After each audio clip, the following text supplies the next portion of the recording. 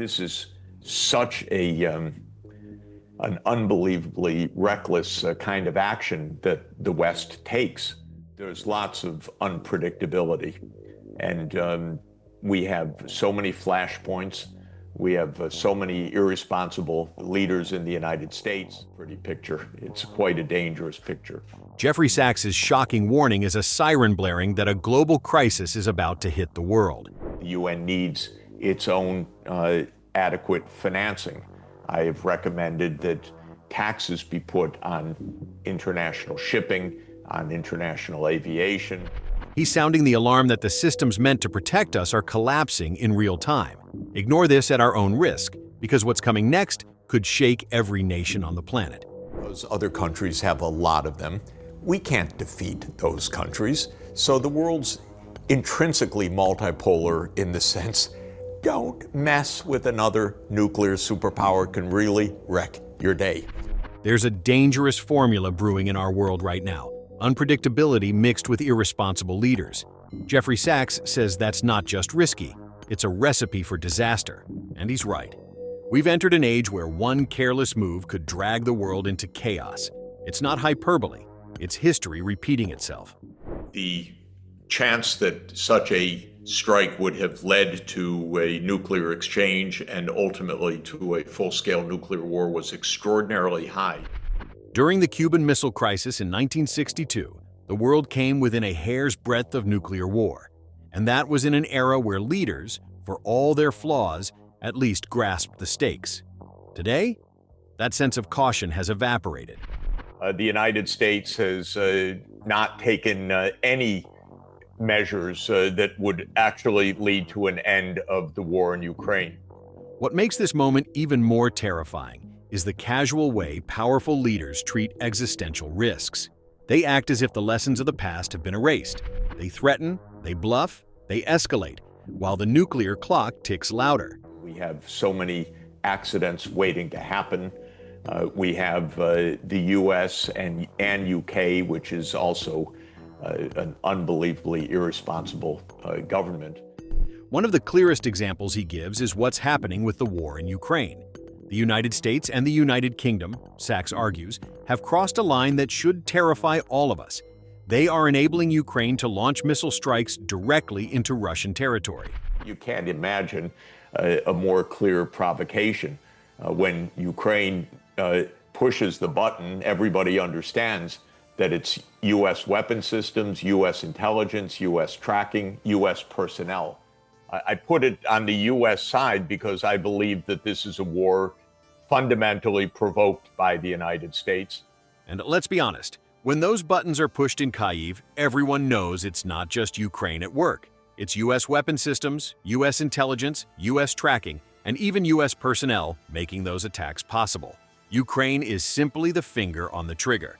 Now think about what that means. We're not talking about conventional battlefields anymore. We're talking about two nuclear powers circling each other, with Washington and London daring Moscow to respond. Sachs calls it the most dangerous provocation imaginable. The choice not to escalate is as important, if not more, than the choice to respond. It's a reminder that in high-stakes conflicts, avoiding the next move can sometimes be the most strategic move of all. But restraint can't be relied on forever. Sachs points out that even after attacks targeted parts of its nuclear triad, the backbone of its deterrent, Moscow did not escalate in kind. That's almost unbelievable.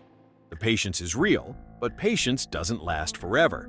When pressure keeps mounting, history shows us what happens next. The dam eventually breaks.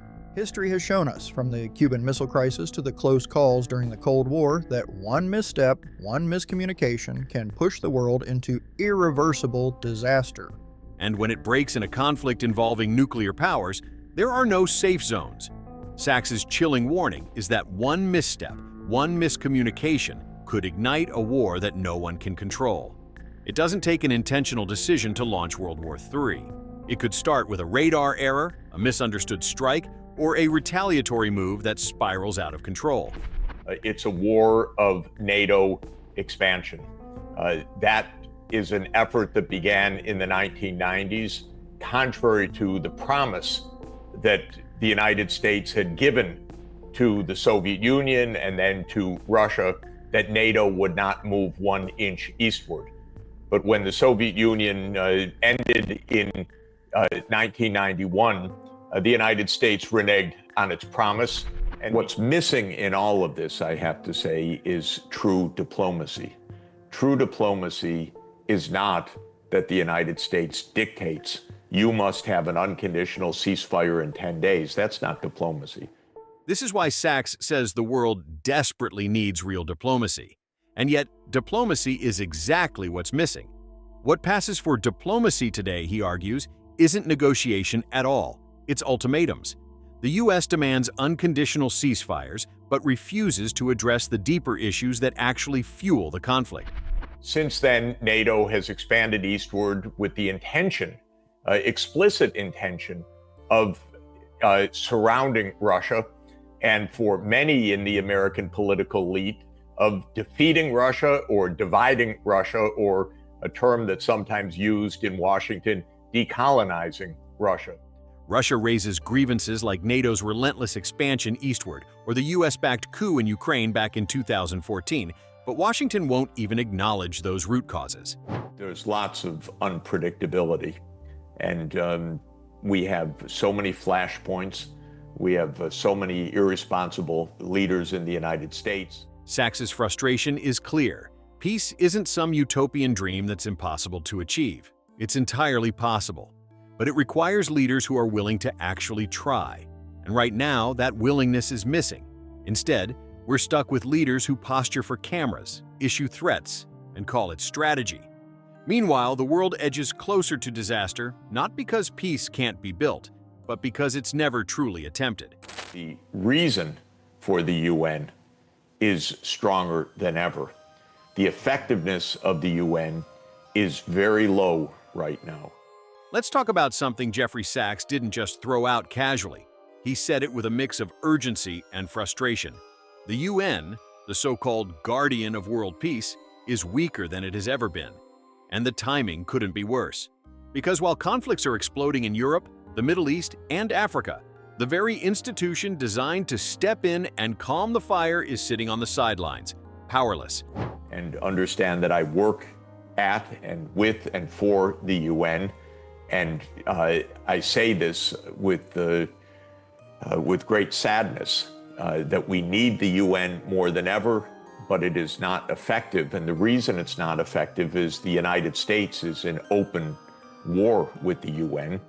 The U.S. is the country in the world, by objective criteria, that is least aligned with the UN Charter. Now here's the kicker. Sachs points out that out of 193 member states, the country least aligned with the UN Charter is the United States itself. Let that sink in. The same U.S. that helped build the UN after World War II is now the one treating it like an optional club. It walks out of the Paris Climate Agreement. It doesn't pay its dues to the UN. It leaves UN organizations like UNESCO and World Health Organization. It doesn't sign UN treaties. Washington vetoes peace deals, blocks solutions that most of the world supports, and then turns around acting like the global referee. Who is complicit in a genocide that is ongoing in Gaza. It's not a pretty picture. It's quite a dangerous picture. Take Gaza, for example. The vast majority of nations called for a two-state solution, a compromise that might actually bring some stability. But the U.S. vetoed. Gone. Off the table.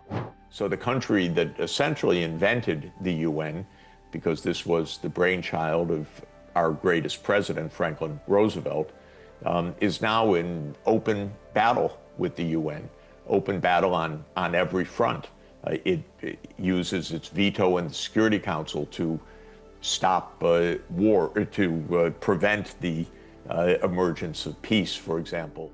And it doesn't stop there. Washington walks out of agreements whenever it wants. Arms control treaties, climate deals, international courts. Sachs doesn't sugarcoat it. The U.S. is undermining the very system it claims to lead. And the scary part? This is exactly how the League of Nations collapsed in the 1930s. The UN needs a UN 2.0. So, what's the solution? Sachs isn't naive. He knows the current UN is paralyzed, But instead of writing an obituary for it, he's calling for something bold, a UN 2.0, and not just cosmetic changes, but a radical overhaul. Partly because the U.S. Puts vetoes in place, partly because the UN doesn't have a dedicated budget that is adequate to the task, and the United States and other countries. First, he says the UN needs real money of its own, not scraps handed out by wealthy countries who then use the cash to dictate policy. His shocking idea? Then comes the veto. Sachs flat out says, enough is enough.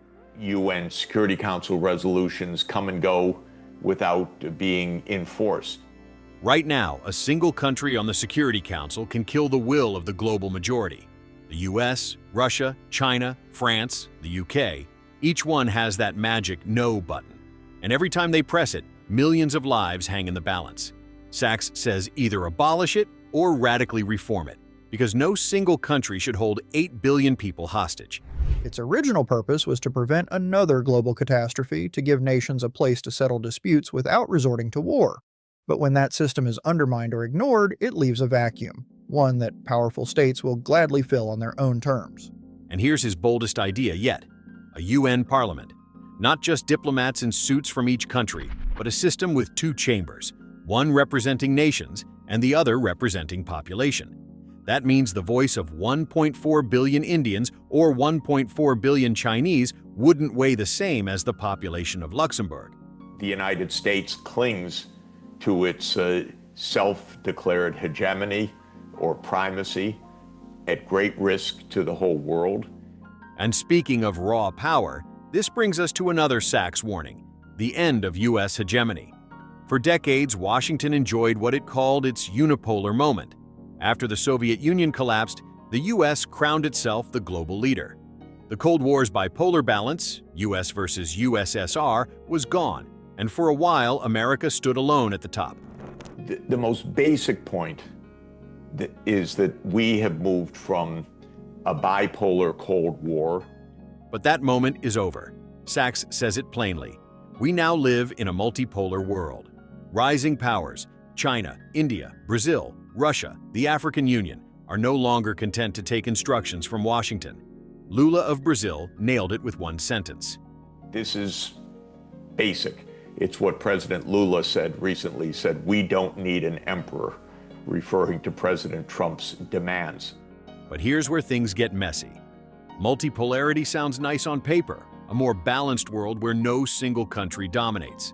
But without rules, it's not balance, it's fragmentation, it's rival blocs forming, trade wars escalating, endless proxy conflicts popping up everywhere. Sachs warns that unless the world agrees on some kind of framework, multipolarity won't mean peace. It'll mean chaos. And now we have the UN in the face of an ongoing war in Ukraine, in face of the catastrophe in Gaza. And the proof is already here. Look at Ukraine, one proxy war tearing Europe apart. Look at Gaza, where vetoes and paralysis keep the bloodshed going. Look at Taiwan, another flashpoint waiting to erupt. The US clings to its self-declared hegemony, refusing to accept it's no longer the sole superpower, while new powers rise without a shared set of rules. The result? A world where no one is really in charge, and everyone is armed to the teeth. So when Sachs says a global crisis is about to hit, he isn't speaking in metaphors. He's pointing to a system that's breaking down in real time. The UN is paralyzed, the US is refusing to adapt, rising powers are pushing back, and history is whispering a warning we've heard before but seem determined to ignore. So what's left? Either build a fair global system or brace for chaos on a scale we haven't seen since World War II.